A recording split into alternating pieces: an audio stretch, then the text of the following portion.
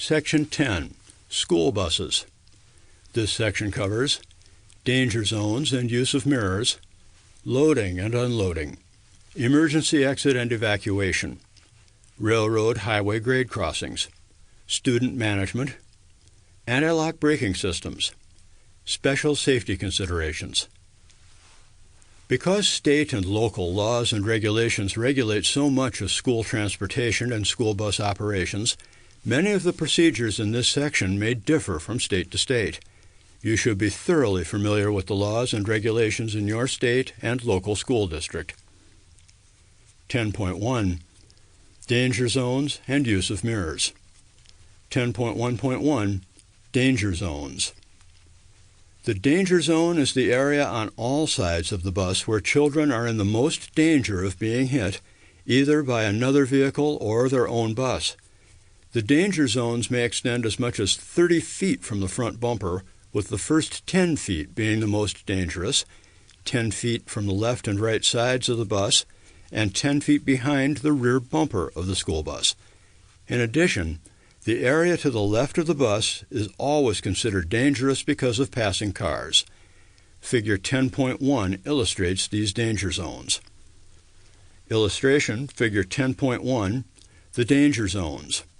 Highlighted items reading clockwise from the top: 10 feet, most dangerous, walking area, 10 feet, danger zones, 10 feet, most dangerous, 10 feet, danger from passing cars.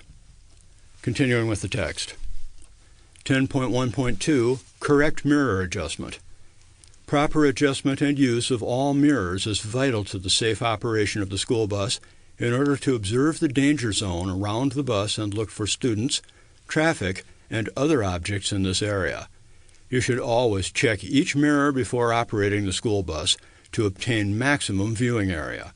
If necessary, have the mirrors adjusted. 10.1.3, outside left and right side flat mirrors. These mirrors are mounted at the left and right front corners of the bus at the side or front of the windshield. They are used to monitor traffic, check clearances and students on the sides and to the rear of the bus. There is a blind spot immediately below and in front of each mirror and directly in back of the rear bumper. The blind spot behind the bus extends 50 to 150 feet and could extend up to 400 feet depending on the width of the bus. Ensure that the mirrors are properly adjusted so you can see 200 feet or 4 bus lengths behind the bus, along the sides of the bus, the rear tires touching the ground. Illustration, Figure 10.2, left and right side flat mirrors. Shows that the flat mirrors should be adjusted to see at least 200 feet behind the school bus. Behind the school bus, the blind spot can be 50 feet to 150 feet. Continuing with the text. 10.1.4, outside left and right side convex mirrors. The convex mirrors are located below the outside flat mirrors. They are used to monitor the left and right sides at a wide angle. They provide a view of traffic, clearances, and students at the side of the bus. These mirrors present a view of people and objects that does not accurately reflect their size and distance from the bus. You should position these mirrors to see the entire side of the bus up to the mirror mounts, front of the rear tires touching the ground, at least one traffic lane on either side of the bus. Figure 10.3 shows how both the outside left and right side convex mirrors should be adjusted. Illustration, Figure 10.3, left and right side convex mirrors. Shows that the mirrors should be adjusted to see 32 feet back on either side of the bus, with a viewing area of 12 feet on either side at the back of the bus. Continuing with the text. 10.1.5, outside left and right side crossover mirrors. These mirrors are mounted on both left and right front corners of the bus. They are used to see the front bumper danger zone area directly in front of the bus that is not visible by direct vision, and to view the danger zone area to the left side and right side of the bus, including the service door and front wheel area. The mirror presents a view of people and objects that does not accurately reflect their size and distance from the bus. The driver must ensure that these mirrors are properly adjusted. Ensure that the mirrors are properly adjusted so you can see the entire area in front of the bus from the front bumper at ground level to a point where direct vision is possible. Direct vision and mirror view vision should overlap. The right and left front tires touching the ground. The area from the front of the bus to the service door.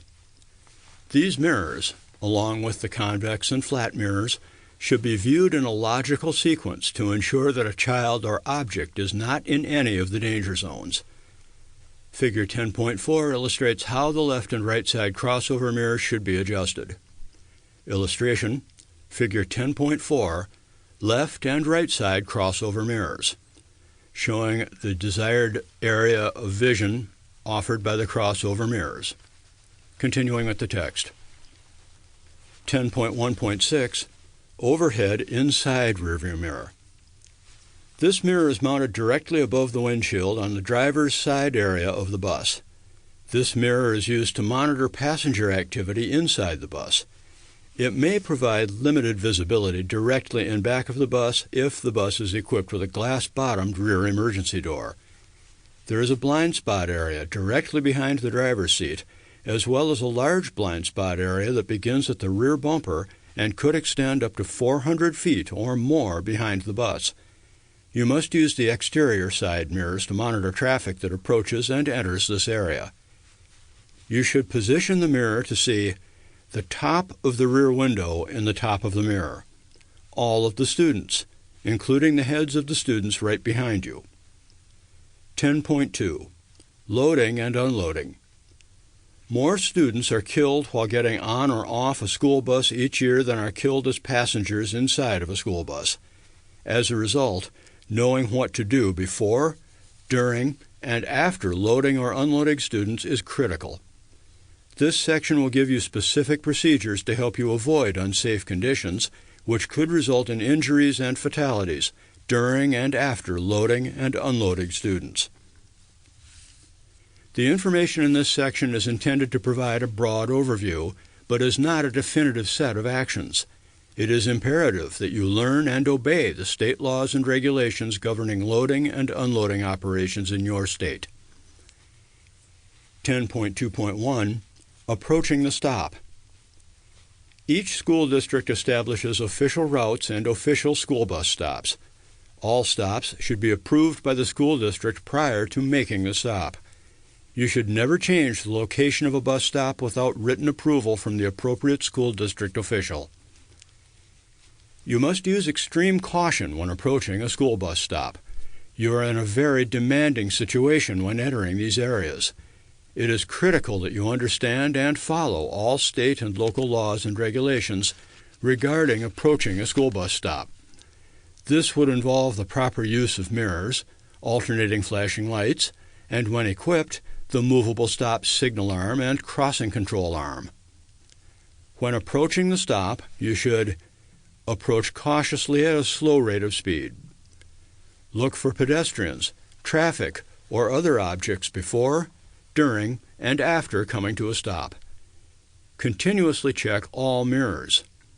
If the school bus is so equipped, activate alternating flashing amber warning lights at least 200 feet, or approximately 5 to 10 seconds, before the school bus stop or in accordance with state law. Turn on right turn signal indicator about 100 through 300 feet, or approximately 3 to 5 seconds prior to stopping. Continuously check mirrors to monitor the danger zones for students, traffic, and other objects. When stopping, you should position the school bus to the right on the traveled portion of the roadway. Bring school bus to a full stop with the front bumper at least 10 feet away from students at the designated stop. This forces the students to walk to the bus, so you have a better view of their movements. Place transmission in park, or if there is no park shift point, in neutral, and set the parking brake at each stop. Activate alternating red lights when traffic is at a safe distance from the school bus and ensure stop arm is extended. Make a final check to see that all traffic has stopped before completely opening the door and signaling students to approach. 10.2.2 Loading Procedures. Perform a safe stop as described in subsection 10.2.1. Students should wait at a designated location for the school bus, facing the bus as it approaches. Students should board the bus only when signaled by the driver. Monitor all mirrors continuously. Count the number of students at the bus stop and be sure all board the bus. If possible, know names of students at each stop. If there is a student missing, ask the other students where the student is. Have the students board the school bus slowly, in single file, and use the handrail. The dome light should be on while loading in the dark. Wait until students are seated and facing forward before moving the bus. Check all mirrors. Make certain no one is running to catch the bus. If you cannot account for a student outside, secure the bus, take the key, and check around and underneath the bus. When all students are accounted for, prepare to leave by closing the door, engaging the transmission, releasing the parking brake, turning off alternating flashing red lights, turning on left turn signal, checking all mirrors again, allowing congested traffic to disperse. When it is safe, move the bus to enter traffic flow and continue the route. The loading procedure is essentially the same wherever you load students, but there are slight differences. When students are loading at the school campus, you should turn off the ignition switch, remove key if leaving driver's compartment, position yourself to supervise loading as required or recommended by your state or local regulations. 10.2.3 Unloading Procedures on the route. Perform a safe stop at designated unloading areas as described in subsection 10.2.1. Have the students remain seated until told to exit. Check all mirrors. Count the number of students while unloading to confirm the location of all students before pulling away from the stop. Tell students to exit the bus and walk at least 10 feet away from the side of the bus to a position where the driver can plainly see all students. Check all mirrors again. Make sure no students are around or returning to the bus. If you cannot account for a student outside the bus, secure the bus and check around and underneath the bus. When all students are accounted for, prepare to leave by closing the door, engaging transmission, releasing parking brake, turning off alternating flashing red lights, turning on left turn signal, checking all mirrors again, allowing congested traffic to disperse. When it is safe, move the bus, enter the traffic flow, and continue the route.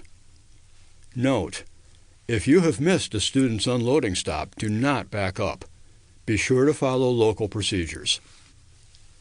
Additional procedures for students that must cross the roadway. You should understand what students should do when exiting a school bus and crossing the street in front of the bus. In addition, the school bus driver should understand that students might not always do what they are supposed to do. If a student or students must cross the roadway, they should follow these procedures. Walk approximately 10 feet away from the side of the school bus to a position where you can see them. Walk to a location at least 10 feet in front of the right corner of the bumper, but still remaining away from the front of the school bus. Stop at the right edge of the roadway. You should be able to see the students' feet. When students reach the edge of the roadway, they should stop and look in all directions, making sure the roadway is clear and is safe. Check to see if the red flashing lights on the bus are still flashing. Wait for your signal before crossing the roadway. Upon your signal, the student should cross far enough in front of the school bus to be in your view. Stop at the left edge of the school bus, stop, and look again for your signal to continue to cross the roadway. Look for traffic in both directions, making sure roadway is clear. Proceed across the roadway, continuing to look in all directions. Note: the school bus driver should enforce any state or local regulations or recommendations concerning student actions outside the school bus. 10.2.4 Unloading Procedures at School.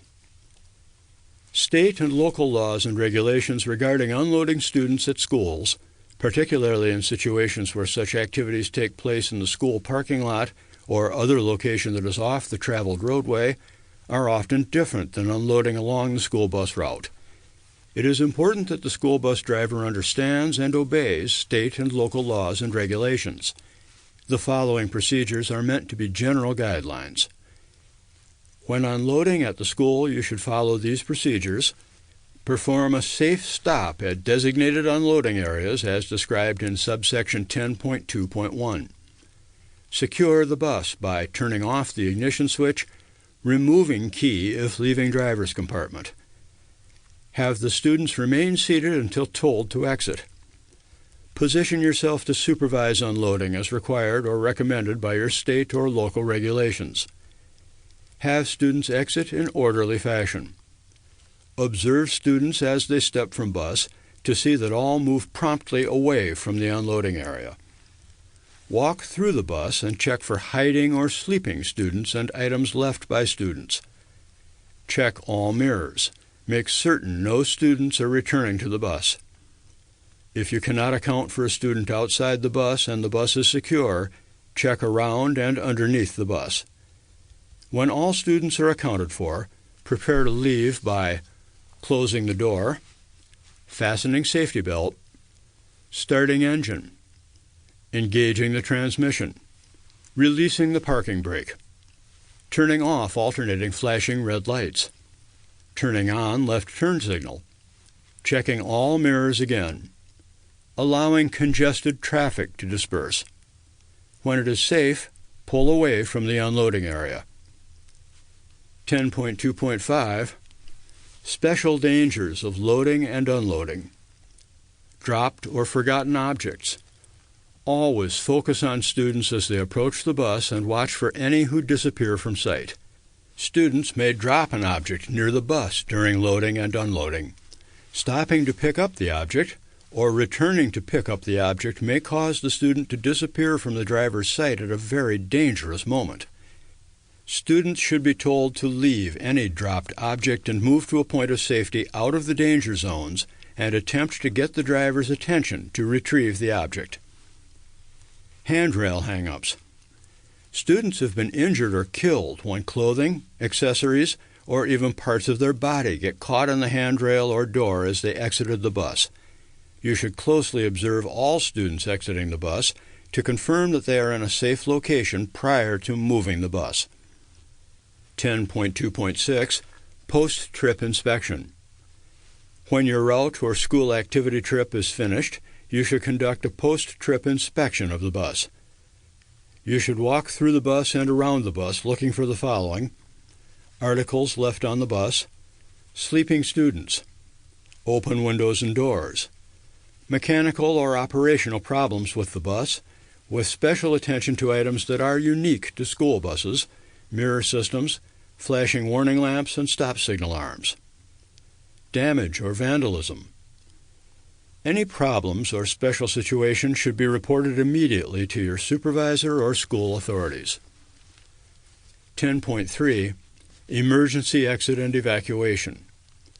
An emergency situation can happen to anyone, anytime, anywhere.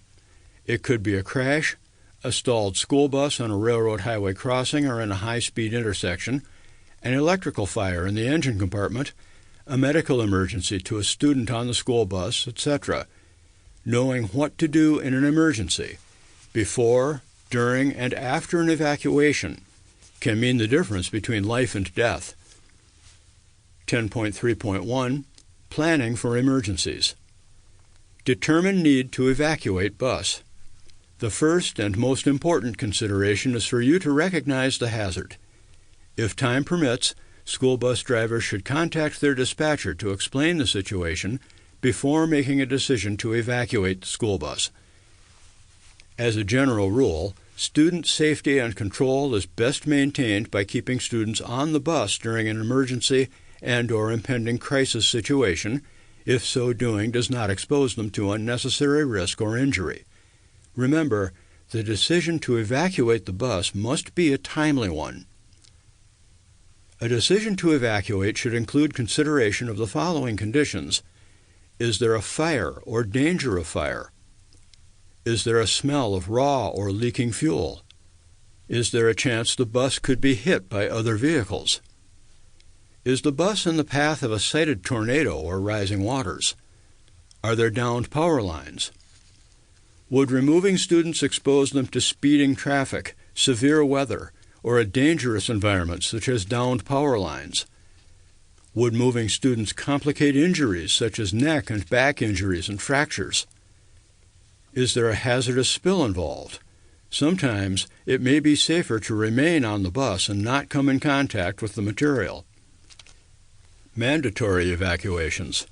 The driver must evacuate the bus when the bus is on fire or there is a threat of a fire. The bus is stalled on or adjacent to a railroad highway crossing. The position of the bus may change and increase the danger. There is an imminent danger of collision. There is a need to quickly evacuate because of a hazardous materials spill. 10.3.2 Evacuation Procedures. Be prepared and plan ahead. When possible, assign 2 responsible older student assistants to each emergency exit. Teach them how to assist the other students off the bus. Assign another student assistant to lead the students to a safe place after evacuation. However, you must recognize that there may not be older responsible students on the bus at the time of the emergency. Therefore, emergency evacuation procedures must be explained to all students. This includes knowing how to operate the various emergency exits and the importance of listening to and following all instructions given by you. Some tips to determine a safe place. A safe place will be at least 100 feet off the road in the direction of oncoming traffic. This will keep the students from being hit by debris if another vehicle collides with the bus. Lead students upwind of the bus if fire is present. Lead students as far away from railroad tracks as possible and in the direction of any oncoming train. Lead students upwind of the bus at least 300 feet if there is a risk from spilled hazardous materials. If the bus is in the direct path of a cited tornado and evacuation is ordered, escort students to a nearby ditch or culvert if shelter in a building is not readily available, and direct them to lie face down, hands covering their head. They should be far enough away so the bus cannot topple on them. Avoid areas that are subject to flash floods. General procedures. Determine if evacuation is in the best interest of safety. Determine the best type of evacuation. Front, rear, or side door evacuation, or some combination of doors. Roof or window evacuation. Secure the bus by placing transmission in park, or if there is no shift point, in neutral. Setting parking brakes. Shutting off the engine. Removing ignition key. Activating hazard warning lights. If time allows, notify dispatch office of evacuation location, conditions, and type of assistance needed. Dangle radio microphone or telephone out of driver's window for later use, if operable. If no radio, or radio is inoperable, dispatch a passing motorist or area resident to call for help. As a last resort, dispatch 2 older, responsible students to go for help. Order the evacuation. Evacuate students from the bus. Do not move a student you believe may have suffered a neck or spinal injury unless his or her life is in immediate danger. Special procedures must be used to move neck spinal injury victims to prevent further injury. Direct a student assistant to lead students to the nearest safe place. Walk through the bus to ensure no students remain on the bus. Retrieve emergency equipment. Join waiting students. Account for all students and check for their safety. Protect the scene. Set out emergency warning devices as necessary and appropriate. Prepare information for emergency responders. 10.4 Railroad highway crossings. 10.4.1 Types of crossings. Passive crossings. This type of crossing does not have any type of traffic control device. You must stop at these crossings and follow proper procedures. However, the decision to proceed rests entirely in your hands. Passive crossings require you to recognize the crossing, search for any train using the tracks, and decide if there is sufficient clear space to cross safely. Passive crossings have yellow, circular advance warning signs, pavement markings, and crossbucks to assist you in recognizing a crossing. Active crossings. This type of crossing has a traffic control device installed at the crossing to regulate traffic at the crossing. These active devices include flashing red lights with or without bells and flashing red lights with bells and gates. 10.4.2 Warning signs and devices. Advance warning signs. The round black-on-yellow warning sign is placed ahead of a public railroad highway crossing. The advance warning sign tells you to slow down, look, and listen for the train, and be prepared to stop at the tracks if a train is coming. See Figure 10.5. Illustration, Figure 10.5, round yellow warning sign. Continuing with the text.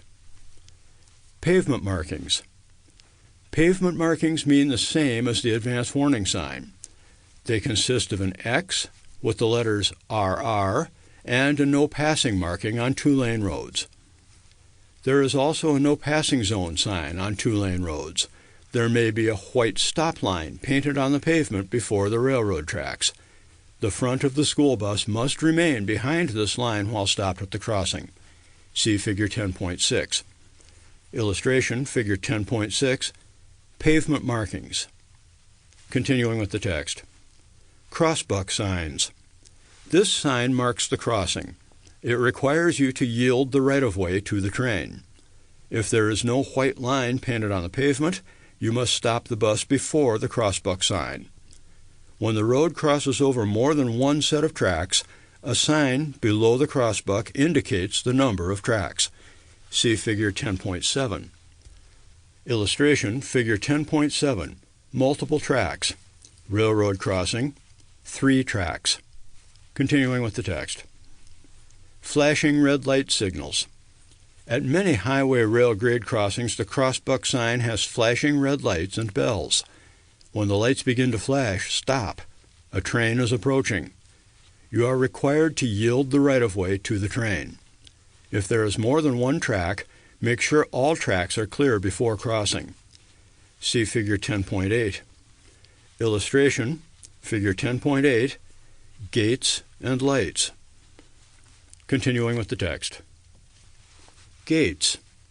Many railroad highway crossings have gates with flashing red lights and bells. Stop when the lights begin to flash and before the gate lowers across the road lane. Remain stopped until the gates go up and the lights have stopped flashing. Proceed when it is safe. If the gate stays down after the train passes, do not drive around the gate. Instead, call your dispatcher. See Figure 10.8. Emergency Notification System, ENS. The Federal Railroad Administration posts emergency phone numbers on railroad crossing posts or the metal control boxes near the tracks. Call this number if you see an obstruction on the railroad tracks or any other problems at a railroad crossing, such as the lights or gates are not working properly.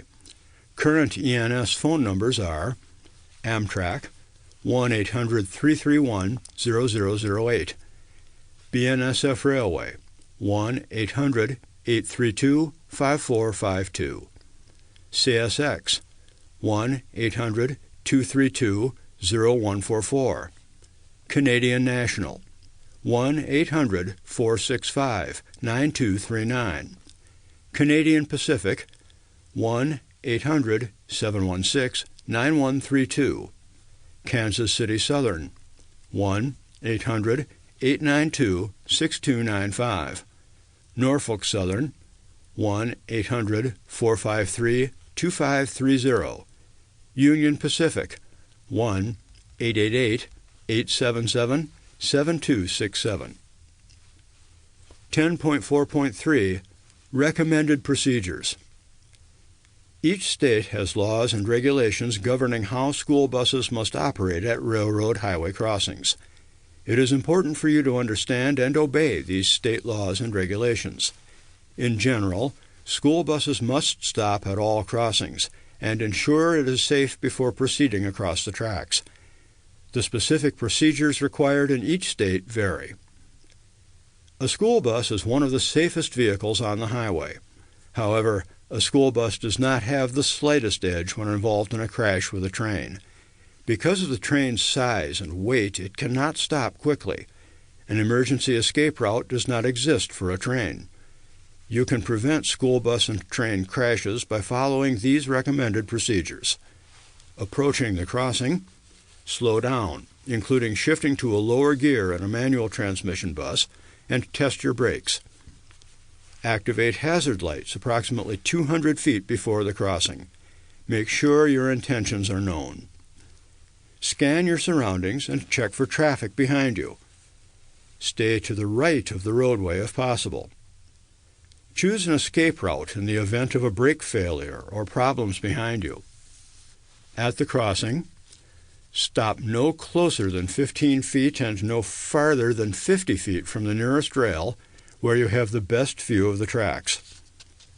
Place the transmission in park, or if there is no park shift point, in neutral and press down on the service brake or set the parking brakes. Turn off all radios and noisy equipment and silence the passengers. Open the service door and driver's window. Look and listen for an approaching train. Keep door open while crossing. Crossing the track, check the crossing signals again before proceeding. At a multiple track crossing, stop only before the first set of tracks. When you are sure no train is approaching on any track, proceed across all of the tracks until you have completely cleared them. Cross the tracks in a low gear. Do not change gears while crossing. If a gate comes down after you have started a cross, drive through it, even if it means you will break the gate. 10.4.4 Special Situations. Bus stalls or trapped on tracks. If your bus stalls or is trapped on the tracks, get everyone out and off the tracks immediately. Move everyone far from the bus at an angle, which is both away from the tracks and toward the train. Police officer at the crossing.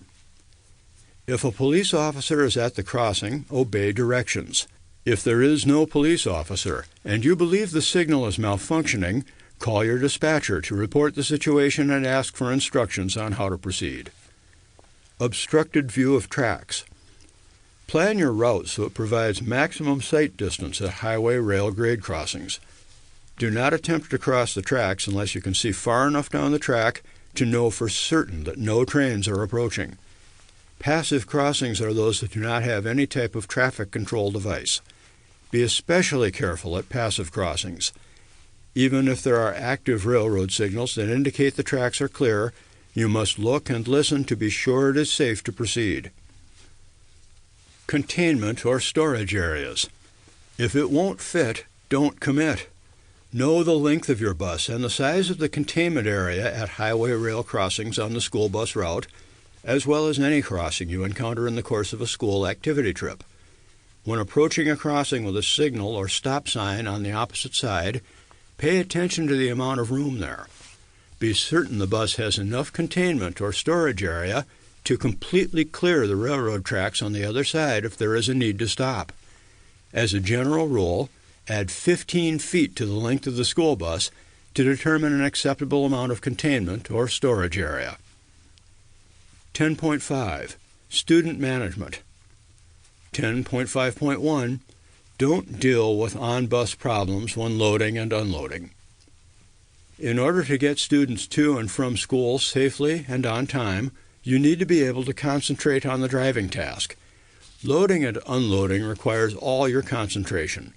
Don't take your eyes off what is happening outside the bus. If there is a behavior problem on the bus, wait until the students unloading are safely off the bus and have moved away. If necessary, pull the bus over to handle the problem. 10.5.2 Handling Serious Problems. Tips on handling serious problems. Follow your school's procedures for discipline or refusal of rights to ride the bus. Stop the bus. Park in a safe location off the road, perhaps a parking lot or a driveway. Secure the bus. Take the ignition key with you if you leave your seat. Stand up and speak respectfully to the offender or offenders. Speak in a courteous manner with a firm voice. Remind the offender of the expected behavior. Do not show anger, but do show that you mean business. If a change of seating is needed, request that the student move to a seat near you. Never put a student off the bus except at school or at his or her designated school bus stop. If you feel that the offense is serious enough that you cannot safely drive the bus, call for a school administrator or the police to come and remove the student.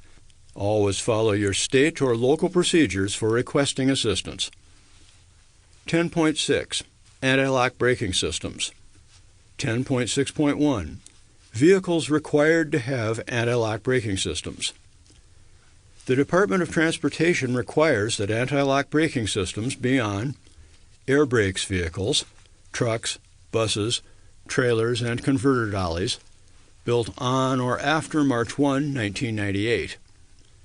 Hydraulically braked trucks and buses with a gross vehicle weight rating of 10,000 pounds or more, built on or after March 1, 1999. Many buses built before these dates have been voluntarily equipped with ABS. Your school bus will have a yellow ABS malfunction lamp on the instrument panel if it is equipped with ABS. 10.6.2 How ABS helps you. When you brake hard on slippery surfaces in a vehicle without ABS, your wheels may lock up. When your steering wheels lock up, you lose steering control. When your other wheels lock up, you may skid or even spin the vehicle. ABS helps you avoid wheel lockup and maintain control. You may or may not be able to stop faster with ABS, but you should be able to steer around an obstacle while braking and avoid skids caused by overbraking. 10.6.3 Braking with ABS. When you drive a vehicle with ABS, you should brake as you always have. In other words, use only the braking force necessary to stop safely and stay in control. Brake the same way, regardless of whether you have ABS on the bus. However, in emergency braking, do not pump the brakes on a bus with ABS. As you slow down, monitor your bus and back off the brakes, if it is safe to do so, to stay in control. 10.6.4 Braking if ABS is not working. Without ABS, you still have normal brake functions. Drive and brake as you always have.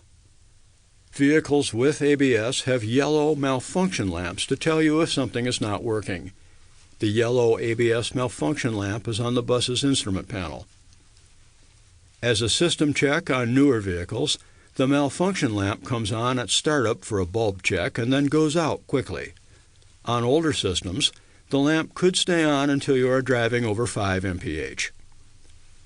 If the lamp stays on after the bulb check, or goes on once you are underway, you may have lost ABS control at one or more wheels. Remember, if your ABS malfunctions, you still have regular brakes. Drive normally, but get the system serviced soon. 10.6.5 Safety Reminders. ABS won't allow you to drive faster, follow more closely, or drive less carefully. ABS won't prevent power or turning skids. ABS should prevent brake-induced skids, but not those caused by spinning the drive wheels or going too fast in a turn. ABS won't necessarily shorten stopping distance. ABS will help maintain vehicle control, but not always shorten stopping distance. ABS won't increase or decrease ultimate stopping power. ABS is an add-on to your normal brakes, not a replacement for them. ABS won't change the way you normally brake. Under normal brake conditions, your vehicle will stop as it always stopped. ABS only comes into play when a wheel would normally have locked up because of over-braking. ABS won't compensate for bad brakes or poor brake maintenance. Remember, the best vehicle safety feature is still a safe driver. Remember, drive so you never need to use your ABS. Remember, if you need it, ABS could help to prevent a serious crash. 10.7 Special Safety Considerations. 10.7.1 Strobe Lights. Some school buses are equipped with roof-mounted white strobe lights. If your bus is so equipped, the overhead strobe light should be used when you have limited visibility. This means that you cannot easily see around you, in front, behind, or beside the school bus. Your visibility could be only slightly limited, or it could be so bad that you can see nothing at all. In all instances, understand and obey your state or local regulations concerning the use of these lights. 10.7.2 Driving in high winds. Strong winds affect the handling of the school bus. The side of a school bus acts like a sail on a sailboat. Strong winds can push the school bus sideways. They can even move the school bus off the road or, in extreme conditions, tip it over. If you are caught in strong winds, keep a strong grip on the steering wheel. Try to anticipate gusts. You should slow down to lessen the effect of the wind or pull off the roadway and wait. Contact your dispatcher to get more information on how to proceed. 10.7.3 Backing. Backing a school bus is strongly discouraged. You should back your bus only when you have no other safe way to move the vehicle. You should never back a school bus when students are outside of the bus. Backing is dangerous and increases your risk of a collision. If you have no choice and you must back your bus, follow these procedures. Post a lookout. The purpose of the lookout is to warn you about obstacles, approaching persons, and other vehicles. The lookout should not give directions on how to back the bus. Signal for quiet on the bus. Constantly check all mirrors and rear windows. Back slowly and smoothly. If no lookout is available, set the parking brake. Turn off the motor and take the keys with you. Walk to the rear of the bus to determine whether the way is clear. If you must back up at a student pickup point, be sure to pick up students before backing and watch for latecomers at all times. Be sure that all students are in the bus before backing. If you must back up at a student drop-off point, be sure to unload students after backing. 10.7.4 Tail swing. A school bus can have up to a 3-foot tail swing. You need to check your mirrors before and during any turning movements to monitor the tail swing. Section 10. Test your knowledge. 1. Define the danger zone. How far does the danger zone extend around the bus? 2. What should you be able to see if the outside flat mirrors are adjusted properly, the outside convex mirrors, the crossover mirrors? 3. You are loading students along the route. When should you activate your alternating flashing amber warning lights? 4. You are unloading students along your route. Where should the students walk to after exiting the bus? 5. After unloading at school, why should you walk through the bus? 6. What position should students be in front of the bus before they cross the roadway? 7. Under what conditions must you evacuate the bus? 8. How far from the nearest rail should you stop at a highway rail crossing? 9. What is a passive highway rail crossing? Why should you be extra cautious at this type of crossing? 10.